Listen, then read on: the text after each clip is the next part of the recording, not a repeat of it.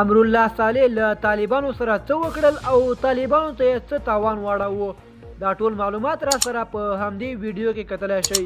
سلام، ستړي مه شئ. په AFG پلس چینل کې درته ښه راغلاست وایم. AFG پلس چینل تل ستاسو په چوپړ کې، نو همدا اوس در سره چینل سبسکرایب کړئ. د ولسمشر پخواني لومړی مرستیال امرالله صالح طالبانو ته د افغانستان د څوکۍ د نه سپارلو له امله د د اعتبار ورکولو له کمیټې مننه وکړه.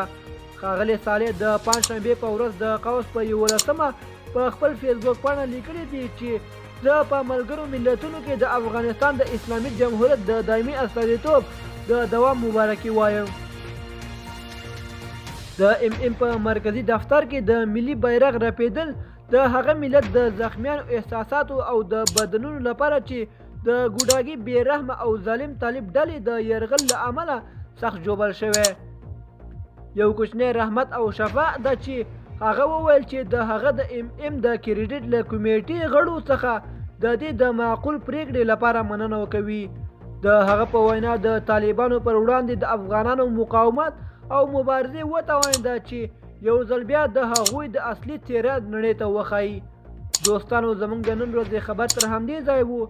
د نورو تازه خبرونو لپاره زموږ یوټیوب چینل در سره سبسکرایب کړئ. والسلام.